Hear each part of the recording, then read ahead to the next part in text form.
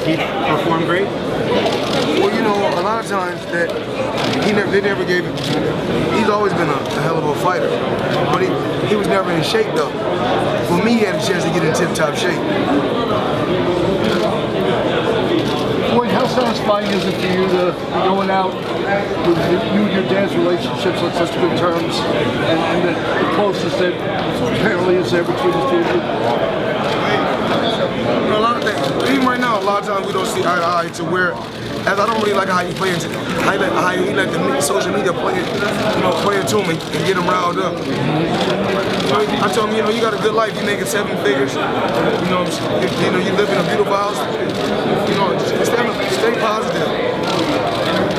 I think he take everything too personal. I love him, but he take everything too personal.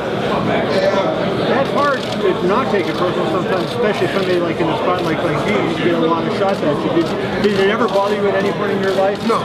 Never? No. Good press, bad press, right about it.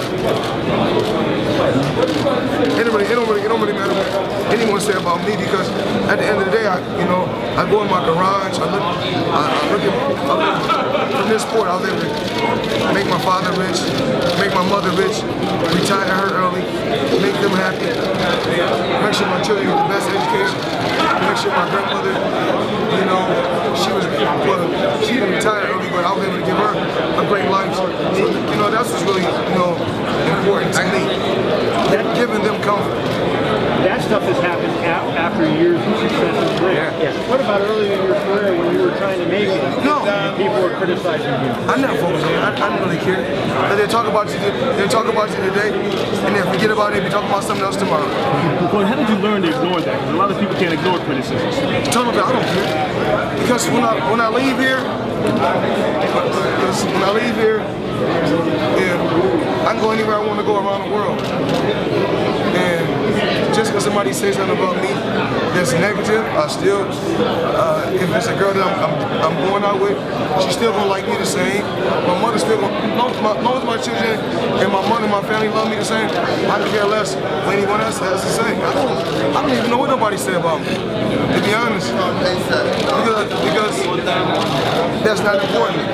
What's important is me staying focused, me staying positive, me building my company, and me steady having a great life. But remember the second Castillo fight, you didn't show up at the press conference, and you were angry at what people were saying about you. Never. Why didn't you show up at the press conference? Do you remember that? No, because the thing is this, I just like to be treated fair. And I was with a company where I wasn't treated fair. I was at a company where I wasn't treated fair. I don't have anything against Todd DeBuff. Todd DeBuff, I can text him today or he can text me. But like I said, me and Bob have never really seen eye to eye. And so, even at that particular time, we didn't see eye to eye. So was there an incident at that time that you felt it was unfair that just made you? I just want to be treated fair. No different from what I said with the Pacquiao fight. I want to be on the even playing field. I want to be treated fair. Yes. How did you feel after the Pacquiao fight in the press conference? It seemed like you had a lot to get off your chest. You didn't seem too happy because a lot of people doubted you. It's not that. They're supposed to. And I like to be in a fight where you don't know who you really want to pick. When you first told us about Andre Berto, we were sitting in that room, and a lot of people didn't believe what you were saying. Did you already have Berto's name in mind when you had said it, or did it kind of come to fruition after you mentioned it, and that's who you decided to go with? That's just who we chose. I like that smile on Larry's face.